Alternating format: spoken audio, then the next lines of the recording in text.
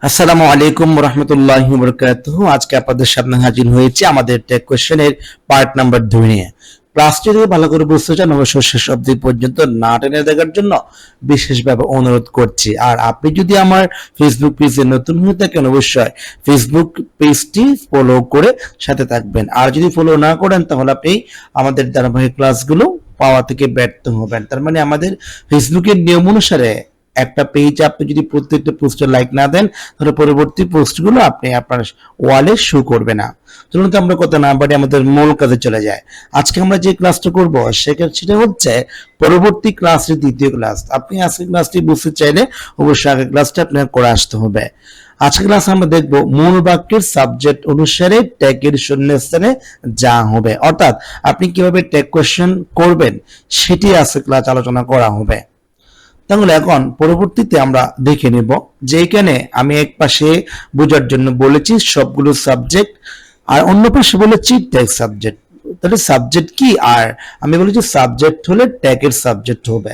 আমরা পরবর্তী দেখছি, আগে আমরা বিস্তারিতগুলো আপনাদের দেখিয়ে দেব। ধারাবাহিক ক্লাসগুলো অবশ্যই করার চেষ্টা করবেন, আমি অবশ্যই দেখিয়ে দেব। প্রথমত বলছি সাবজেক্ট হলে ট্যাগের সাবজেক্ট হবে, অর্থাৎ আমি প্রথমে ক্লাসে বলেছিলাম যে ট্যাগের দুইটা অংশ থাকবে, একটা হচ্ছে মূল বাক্য আর একটা হচ্ছে ট্যাগ বাক্য। মূল বাক্যের সাবজেক্ট যদি হয় মানে এইগুলো নয়, অর্থাৎ মূল বাক্যের সাবজেক্ট যদি আপনার এই পাশের গুলো হয় মানে যেখানে এই পাশের গুলো, তাহলে ট্যাগ বাক্যের সাবজেক্ট হবে এটা, শব্দগুলোই হবে। তাহলে আপনাকে মনে রাখতে হবে যে মূল বাক্যের সাবজেক্ট যদি ম্যান, বয়, টিচার, ডক্টর, স্টুডেন্ট হয় তাহলে ট্যাগ বাক্যের সাবজেক্ট হবে হি। এরপরে পরবর্তীতে আমরা যেটা দেখবো সেটা হচ্ছে যে এই যে অর্থাৎ এইগুলা সমান সমান আমরা এভাবে করে দেখাইতে পারি এরকম করে যে ওমেন আছে আপনার লেডি, গার্ড, লেস, নার্স ইত্যাদি হলে আপনাকে ট্যাগের সাবজেক্ট বসাতে হবে সি। এরপরে আপনার এখানে লিখে আছে বেবিস, আর হচ্ছে চিলড্রেন, আর পর আছে যে কাউস, ডগস ইত্যাদি থাকলে আপনাকে ট্যাগের সাবজেক্ট হবে দে। এরপর আছে বার্ড, ট্রেন, বাস, স্কুলস, তারপর আছে হাউজেস, ফিল্ড ইত্যাদি থাকলে আপনাকে ইট বসাতে হবে। এরপর আছে ফ্লাওয়ার, পেন, বুক, ওয়াটার, মিল্ক, টি, এগুলো হচ্ছে আপনার ম্যাটেরিয়াল, নাউন ইত্যাদি হলে আপনাকে সর্বদা ইট বসাতে হবে। কেন? এগুলো দ্বারা কোনো একটা বস্তু বোঝাচ্ছে, কোনো একটা ওজন রয়েছে, এই জন্য।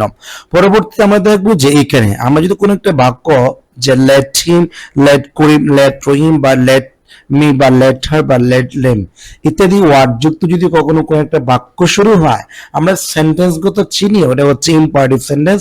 আর এরকম বাক্যকে যদি আপনাকে ট্যাগ করতে হয় তাহলে চোখ বন্ধ করে আপনি উইল ইউ বসায় দিবেন। এটা হচ্ছে সহজ নিয়ম যে let him, let Karim, let them, let me, let her, let them ইত্যাদি বা লেট ইউ ইত্যাদি ওয়ার্ডগুলো থাকলে আপনি চোখ বন্ধ করে ট্যাগের ক্ষেত্রে উইল ইউ বসাবেন, কাজ শেষ। তবে অন্য একটা পদ্ধতি রয়েছে, সেটা হচ্ছে ওন্ট ইউ দিলে আপনার বাক্যটা হচ্ছে। এরপরে দেখবো আমরা এখানে লিখে আছে man, boys, teachers, doctors, students, এগুলো হচ্ছে বহুবচন, যেহেতু এই জন্য আমাদেরকে ট্যাগের সাবজেক্ট কি হবে দেয়া হবে। পরবর্তী আমরা দেখবো যে হ্যাড মিস্ট্রিজ, পোয়েট্রিজ, নার্স, আরেকটা হচ্ছে হোস্ট্রিস, এটা হচ্ছে সবগুলো আপনার স্ত্রীলিঙ্গ শব্দ, এই জন্য আমরা শব্দে কি বসাবো সি বসাবো। এরপর হচ্ছে বেবি, তারপর আছে child, cow, dogs, cat, bird ইত্যাদি থাকলে আপনাকে ইট বসাতে হবে। আর college, country, town, river, sea থাকলে ইট বসাতে হবে। এরপর nobody, none, no man, no person ইত্যাদি থাকলে আপনাকে অবশ্যই দিয়ে আপনার ট্যাগের সাবজেক্টটি পূর্ণ করতে হবে। তো আজকের ক্লাস এখানে শেষ করছি। আমি চেষ্টা করছি ক্লাসগুলো ছোট ছোট করে করার জন্য যেন আপনাদের দেখতে সুবিধা হয়। তো পরবর্তী ক্লাস খুব শীঘ্র আপলোড হবে। আপনারা সেই পর্যন্ত ভালো থাকবেন, সুস্থ থাকবেন। আসসালামু আলাইকুম ওয়া রাহমাতুল্লাহ।